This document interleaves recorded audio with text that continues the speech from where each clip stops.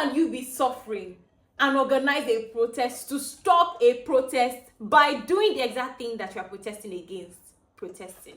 Make it make sense. Now, this country should be on Netflix. I know we've said it times and times again. We have director, we have producers, all of us are what? Actors. A select group of people are protesting against the people that want to protest on August 1st against bad governance in Nigeria. They're saying that if you protest, what is going to happen?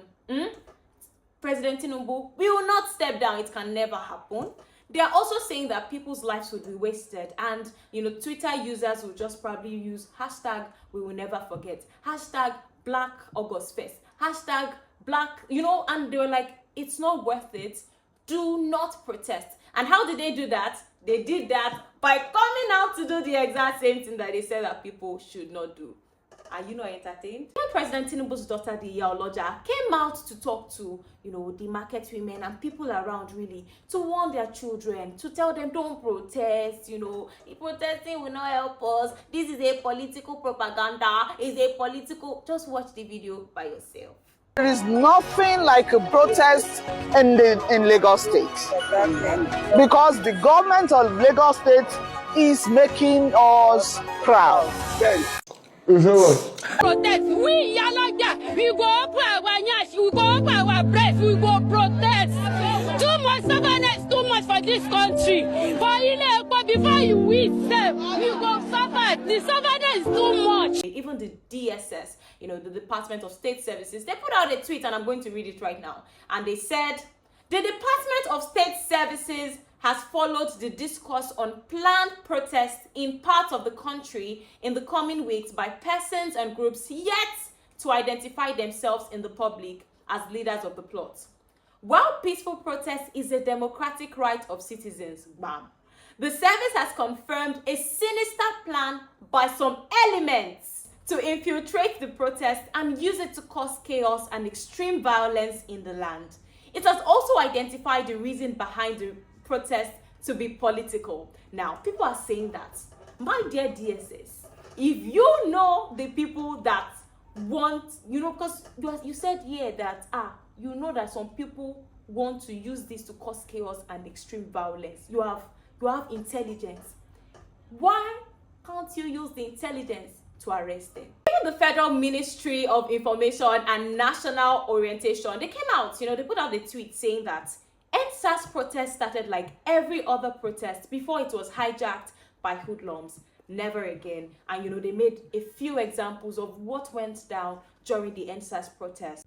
Aderomi Ifelodun Local Government Council was burnt down by hoodlums. Warehouses were looted in Kwara State by hoodlums. The Nation newspaper's head office in Lagos was set ablaze by hoodlums.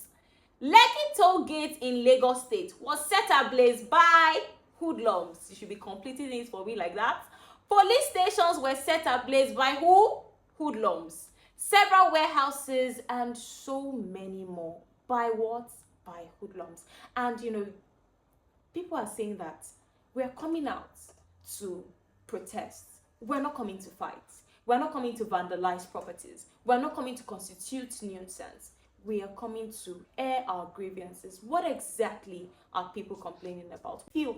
Fuel is very expensive. For days now, people cannot afford to buy fuel. The ones that can even afford it, it's still a struggle to buy it. Food is extremely expensive. The common man cannot afford food, cannot afford to buy yam.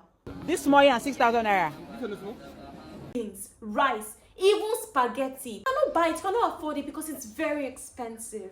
The new minimum wage was increased to 70,000 naira, and even at that, if you have 70,000 naira in your bank account, it's not enough for only you, not to talk of you and your family members. Things are tough. Nigerians are suffering.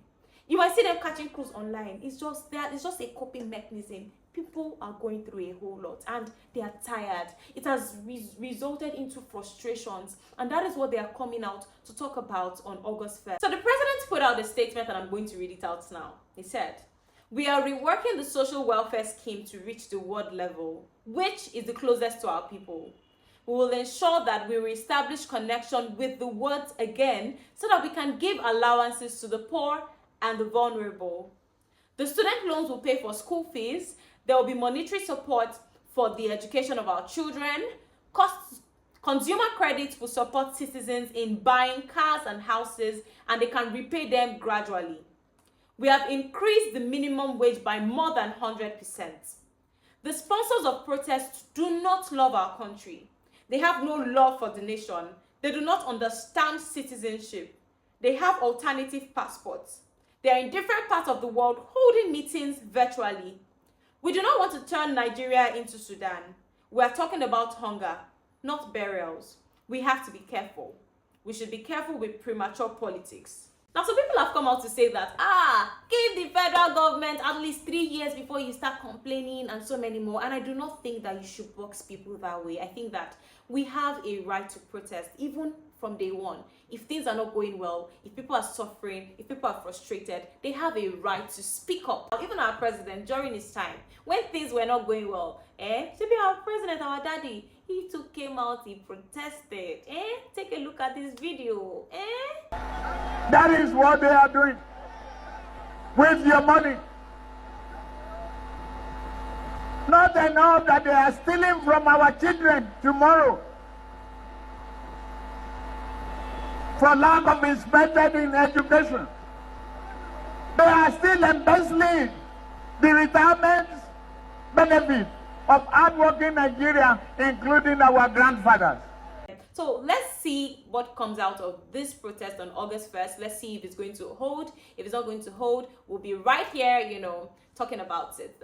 At least fingers crossed. Thank you so much for watching. My name is Kanyinsola Olukoya, and I'll definitely see you in my next video. Do not forget to hit the subscribe button, like, and follow me on all my social media platforms for more amazing content. And do not forget to leave comments in the comment section, and I'll definitely see you in my next video. Bye.